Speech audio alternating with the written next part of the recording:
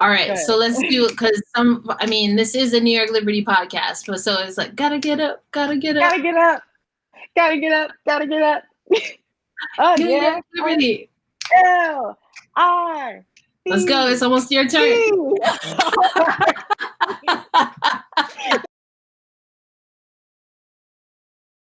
I am glad to be here in studio with Ari Chambers. So now you are with Bleacher Report these days. You are working on the HighlightHER platform. Why don't we start there? Because that seems to be a platform that is really elevating women's sports, girls and women in sports. So tell us a little bit about HighlightHER. I'm actually really thankful that Bleacher gave me the opportunity to grow it the way I want to grow it, because it's challenged me to learn other sports outside of basketball, which is, I just found out the clock in soccer goes up and not down. So that's where we're starting, but we're learning. It gives me a wider perspective. This whole time I've been thinking about how the WNBA has been underserved, but then, you've opened up my eyes to women's hockey, and that's just a whole different path that, people go down. And then women's soccer, they're fighting the same fight. And so it's just really fun to dive into that and be able to highlight women from all across the board and not be so pigeonholed to one place, especially when their voices in all these other facets. But yeah, Bleacher Report's been great. I've hit my 1 year. I've learned how to do every single job there is. So I'm in a way thankful for that. And just learning how to create a voice online that's outside of my own that can speak for a lot of women. It's just been a privilege for me. And it's been amazing to watch. I've been lucky enough to see how you engage with your coworkers at Bleacher Report, and certainly the athletes. Get to see that firsthand. But you said that you've been learning a few different skills or having to really manage things a little bit differently. So who is the HighlightHER team? Like, who else is it besides you? There is not a single soul outside of me on the HighlightHER team currently. We have Matt Sonoyan, who's great with graphics, who just really loves the WBA, and he just has always been by my side. So if I really need something from him, he'll do it. But I am the talent booker, social programmer, shooter, editor, and producer. I got access to the edit team and the production team around, I'm going to say like November, maybe October, but just been able to utilize them now. But it in a way, it's just interesting to me because I used to, me from back before Bleacher, where I would have my phone and cut it up on Splice or iMovie. But I had to take that at Bleacher, still use my phone for the first few months and cut it up on Premiere. So I learned advanced editing on Premiere because I had to be a one-woman band. But that's like really indicative of the plight of the woman anyway. So whatever, especially the Black woman, but we're not going to go through that. But yeah, so I just learned these different skill sets. But as far as like the work relations that you were talking about, yeah, the work environment's great there. It's a very open concept. There's rosé on tap, and there's rosé on tap. I mean, as a guest, I certainly appreciate that. So well done, Bleacher Report. But you talked about the plight of women and Black women in particular. I think what I find interesting about your journey, Ari, is that there's so many different things that at a young age, you're under 30, that you've been able to do in this space.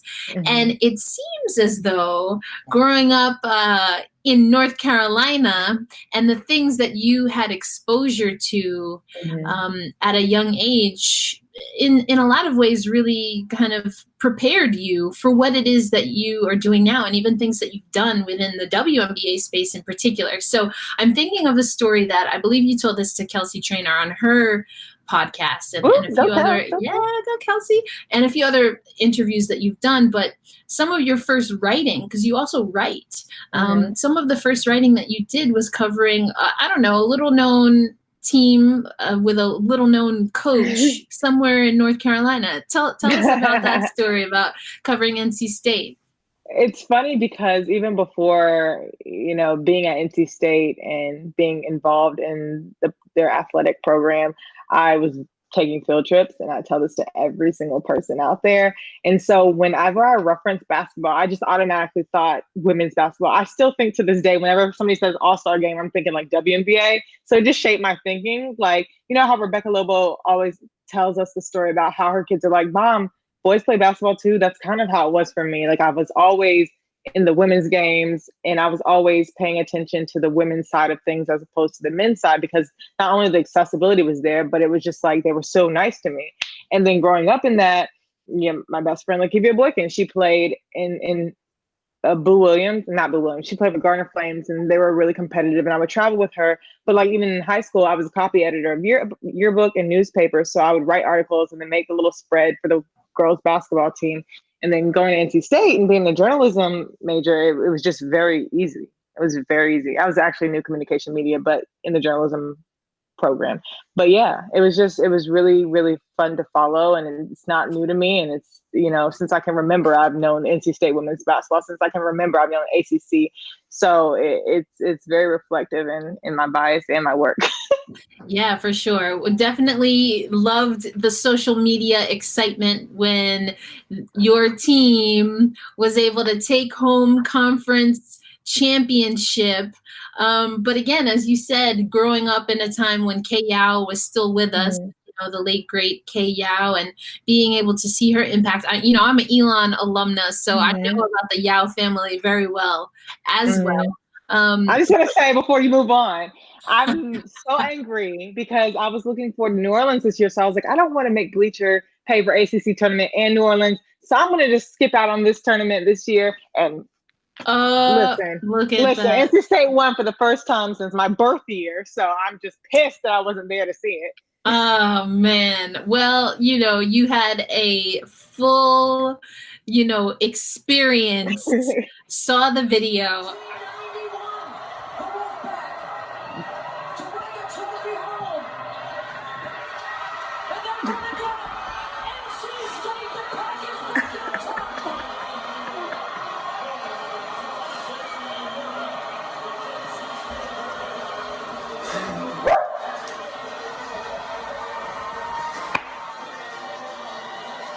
I don't know what that would have looked like. Yes, if you were there on unofficial. Okay, imagine me as media. You would have been a mess. You would have pulled like a Dirk and just ran to the tunnel or something. I would have shown up like snatched a cheerleading uniform, threw a palm. Right, and be like, no, I'm with the team. I'm with the team. You don't know me? That's hilarious. But you speak of, you know, your cheer background, cheerleading at NC State and elsewhere. And eventually you became part of, you know, the frontward facing entertainment at Madison Square Garden for those teams, which at the time included the New York Liberty. So that brings us back, and that's the through line with which we want to have you on this particular show, is to talk about your experience, first of all, in Madison Square Garden. I mean, you know, world's most famous arena, so I'm told. I grew up here, so I don't know, I might be biased. But there's so many amazing events that run through Madison Square Garden. So first we'll talk about that, just kind of how did that experience come about, and what was that experience like for you? I don't think I've ever told anybody this. My friend Claudia used to be really close with Alyssa Thomas, and Connecticut was playing in MSG, and we went, and I saw the Torch Patrol, and they had the cute little seafoam dresses, and I was like, I did not know the WNBA had cheerleaders. Like, I just didn't know, because, like, you know, growing up, we didn't see that. The Charlotte Sting didn't have cheerleaders. Like, what is that? And so I found the coach online, and I was like, hey, I want to be a part of like Torch Patrol. That's what the name of the squad was. And she was like, I think you need to do Knicks. And I was like, that's not what I asked you. I want to be a part of Torch Patrol. And so I did a year of Knicks just to be able to do Torch Patrol. Oh, so you had to graduate up to Torch Patrol. Yes. It's funny because, like, no shade to the W, but like that's people's vacation months for like the entertainment team. So they're like, oh, we don't want to do it this year. I'm like, this is the only thing I want to do. So come Knicks tryouts the next year, I'm like all nervous about tryouts. And then she was like, Ari, like, what are you worried about? And I was like, I'm worried about making the team so I can be on the Liberty. And she was like, are you kidding me? And I was like, well, yeah, this is like what I want to do. And then That's hilarious. Whenever they ask our availability for the summer, and I'm like, I'm really interested in Torch Patrol. She's like, we know that that's exactly why you're here. So it all started because I watched Alyssa Thomas play at MSG. I think it was 2014 or 20. It was 2014. I saw Alyssa play, and I saw that the Liberty had cheerleaders, and I wanted in. That was my connection to the W. Hilarious. Wow, look at that. So Alyssa Thomas making connections out here, making adult dreams come true. I love it. So you mentioned the Torch Patrol. Anyone who's been to a New York Liberty game, I'm talking, and I know from personal experience, the big thing is when the Torch Patrol comes out and y'all have the signs and you spell out Liberty. Like, there's a few things that's been throughout the history of the New York Liberty. So I'm very curious to see what that's gonna look like in Brooklyn. I'm gonna be like, Gotta Get Up has to follow it to Barclays. They just have to. Gotta Get Up is there you go. That's the song. Gotta Get Up. They got the same lyrics since the 90s. Like, I'm like, y'all, this is so tired, but I'm here for it. I'm gonna take it. You know, we gotta bring Maddie. Maddie made it. Like, we don't know if Maddie's gonna be over at Brooklyn, huh? Oh, see, because I was going off of preseason, and then that August game. They had committed to Maddie last season, so we got to see. But Maddie, very much last season. We know that Maddie, of course, is named after Madison Square Garden. So we'll see how that goes. I got a little hurt. I shocked myself in my own interview. My goodness. But like, honestly, Gotta Get Up is our staple. When I first started Torch Patrol, we were much more like a cheerleading squad. Even the years before, we would stunt and tumble, and that kind of faded into fan interaction somewhere around like 2016, 2017, which is kind of like strange for me. We got our dresses replaced with Bermuda shorts, and I was like, Coach, we can't do this. And so she gave us back skirts the next year. But but Gotta Get Up was that one anchor piece of that tradition. And I had the E. I always had the E. Everybody else switches letters, but I was like, I'm not going out unless I have this E. And I don't know why people let me have my way. That is but I would hilarious. stand there with my E sign, and I was really hyped about it. And then, all right, so let's do it, because this is a New York Liberty podcast, but so it's like, gotta get up, gotta get up, gotta get up, gotta get up, gotta get up. Oh, yeah. Liberty. L-I. Let's go. It's almost your turn. That was my thing. And then Tiffany, the resident DJ at MSG, she would always like sing it in a ballad version and hit that run right before, and it would just be hilarious. Oh my goodness. Not the L, not the I, not the B, just the E. Only if I didn't have E, I'd be pissed. RTY could go somewhere. Okay. You just want the E. I'm here for it. I'm kind of partial to E myself, so all good. But so there's Torch Patrol. Then there is the actual torch. Okay. So for folks who ain't know, and I'm telling you, so we met when I started covering the New York Liberty, because we actually reversed roles for a little. I was in North Carolina for school. Then I made my way back home, and then I started covering the Liberty. But so there's the torch. So where is the Torch Patrol when the torch hits? And this thing is like, poof, like flames. Okay. You can feel the heat, like literally sweating. You almost don't want to be, as a journalist, in the first 2-3 rows, because you will feel the heat from the torch. What was it like for the Torch Patrol, though? Outside of the Torch Patrol, the team hated it because it would literally heat up the court. But Torch Patrol, we did not handle the power of. That was the guys. The floor managers, and they would pull it out, and it was stored in our lockers, like in the storage on 4th floor. But when we brought it up, it was all cool, calm, and collected. But the second that thing flamed up, I'm trying to tell you, it was hot.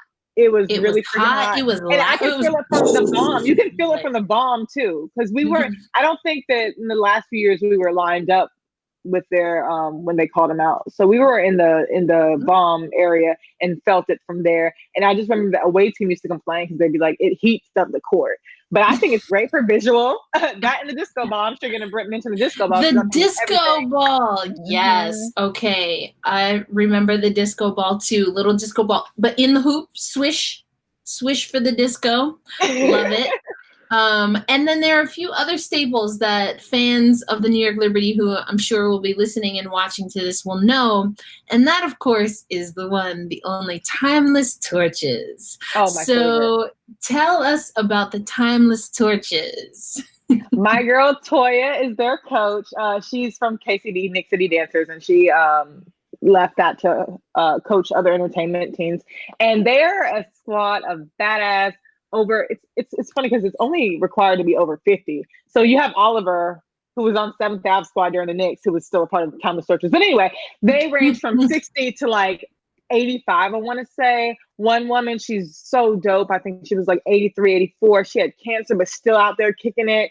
But they are this is me in like 40 years. I'm going to be out there. Yes. They have the energy of everything. My big guy in the middle used to always give me life, give me everything I needed. And they would just dance to like Thong Song and like Hot in Here. And I would be living my best life, just cheering them on. But they definitely steal the show out of every entertainment team, period. Like, period. Yes. No shade, no disrespect. But I mean, come on. Timeless torches. They're timeless. Yeah. Completely. And then they kept getting newer routines, and I was like, yes, come on. Timeless, fuego, all of the good things, everything that you want. And so all of this to say, this is a Liberty podcast, but I think it's important, and I do want to, on this show, talk about all of the things that go into putting on a product. Mm-hmm. And I think the New York Liberty, save for a championship, have been a team that has been able to, for a very long time, really have a consistency and a stable. There were 2 years in Westchester. But that's what happened when you. Okay. Right. True.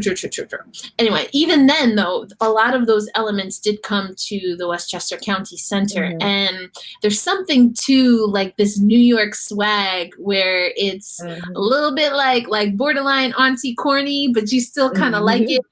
Try to front like that you really do, and then you like, you know what, this is family, this is home. Like, that's the vibe that I get. So as someone who was essentially responsible for putting that energy out, I mean, what was that like for you and the rest of the Torch Patrol, the Timeless Torches? Like, what went into having to bring that energy out onto the floor every game?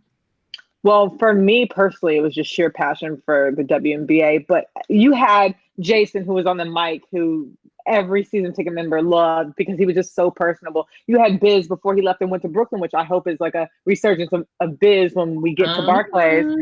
Shout out Biz, he's everything. But you just had certain staples in the entertainment program that came together that were so routine, so iconic, and so like you can anticipate this to come now. Like, everybody knew the 3-4 quarter break, gotta get up, was going to be there. Everybody knew Maddie was going to break it down in the intro. Everybody knew these things. And so just have all those elements together.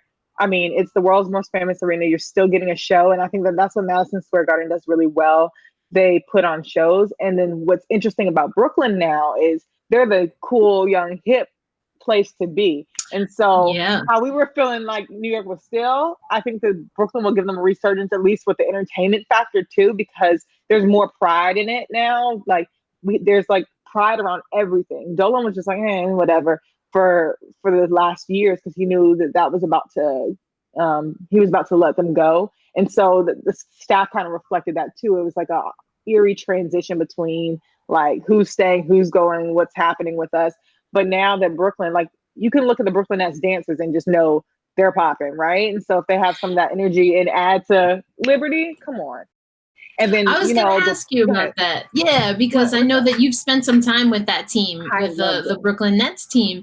And I think you're absolutely right. The way that the Knicks are packaged versus the way that the Nets are packaged is very different. And I think that Brooklyn, when they came or when the Nets, when they came to Brooklyn, really had to establish themselves, because the Knicks have been here and they've been good for a minute. We just been watching The Last Dance for however many weeks, and that's been about as long. It's been that long since they've been kind of sort of something, but. It is that kind of old school, like 80s, 90s type of basketball, which is very nostalgic. Obviously, we just saw The Last Dance, as I mentioned, but I think Brooklyn is trying to bring a more edgy and that cross between what we see in basketball and culture. So the question now is, and we unfortunately still have to wait to find out, but what will that look like for the New York Liberty? What is your feel of what that entertainment factor is going to look like, and how do you think old head Liberty fans might engage in that entertainment? Yeah, I think that there's a certain level of pride that Brooklyn has that I didn't see with MSG in the last few years, and I hate to say that, because I still love my old teammates, and it's no indicator of like them or their personality. It's just like everything's a little rigid at MSG. Brooklyn, they are free. They have culture. They'll be dancing a Biggie on any given night. It's just got to. I went through their audition to cover it, and I was like, I would never be able to make this tape. Good God, it's just everything's so funky and fun and fresh. And then the dancers have more a way to be able to be interactive, because they have that appeal to them that they can just. It doesn't have to be so like. Mimic the Rockettes. It can be like, I'm in your face. I'm over here freestyling for this t-shirt toss. It doesn't have to just be a clap and be pretty and wave. And that's, again, no knock to KCD. I love them. But it's for the entertainment that you can have summertime vibes. You can have like, I'm in your face. I'm gritty, but I can throw you this shirt. As far as the ownership, the players probably want to play for somebody who's enthusiastic about them too. And it's a younger ownership in front office position situation. So I'm just really, really excited to see the youth of it prevailing, like the youth of front office prevailing in this, and allowing the players and the entertainment situation to be what it is, to bring in that culture that the W so much wants to push. Yeah, I think you're absolutely right there. It's almost like a perfect storm, so to speak. It's a nice blend of where basketball through the eyes of Brooklyn wants to be, and exactly where the WNBA wants to be. And you said kind of a youth movement, talking of Josiah and his wife, of course, who manage the teams. But it's also a youth movement on the court. Now, Tina Charles would have been the longstanding veteran of this team, but was traded to the Washington Mystics, where she reunites with Coach Tebow. And of course, the number one draft pick was indeed, as expected, it was Sabrina Ionescu. Now, again, we would have been a few games into the season had it not been for the coronavirus pandemic. But there are a few things that could happen when you have such a young team, right? It can be that raw, gritty kind of Brooklyn style that we've been talking about on an entertainment factor. But it also Brooklyn is still New York. And New York fans have high expectations at all times. They're going to love on their rookies, but they're also going to demand a lot from that entire team, soup to nuts, top to bottom. So what do you think the energy will be like when we finally do get games at Barclays Center for the Liberty? Well, the hashtag has been show up. So I think that it's finally going to be a situation where they show up. They have an interesting... They have been put in an interesting position to like have Sabrina, and then Asia's going to be coming back from injury. Amanda's understanding her role with the leadership position that she's in now, and she loves doing that. Kia just going to keep getting better. You have Beck that's improving her game too. So I just see it going up, up, up, and people are going to have a chance to shine. Marine, if she comes over this season, which I don't know how it is with the overseas player, like they have so much potential And if they can stay healthy, which I mean, that's everything, right? If everybody can stay healthy in the whole Right. world of unicorns and ponies, but like, if they can stay healthy, that's a really good sign. And then you have the other parts of the draft that we forget that Liberty won. They wanted Jocelyn Willoughby, so they got her through trade. That I mean, they didn't know that Megan Walker was going to drop so low, so they got her too. And then if well, we the rest of the picks, but like even the rest of the picks, that's a good cohesion with Asia because she's played with them. The familiarity of that team, it's like just all overall good chemistry. And from what I'm hearing from players, it's just a good flow within them with the WhatsApp group. Things as little as that, and it's just not as cliquey as it has been in the past because you kind of filtered out the reasons for the clicks. And then with Tina going to DC, everybody's going to have to assume a bigger role. So now's the time to really see who can shine and who's, a little weaker on one area and how you can help that other person out. So I'm just really excited to see. Yeah. And of course, talking about a youth movement that also extends to head coach. Walt Hopkins is, I mean, dang, I'm out here feeling like I could be a dang coach. You see, I put on my Cheryl Reeve blazer today. About to whip it off. Don't get me mad. I'll throw it at you. But I think you're absolutely right. There's so much upside.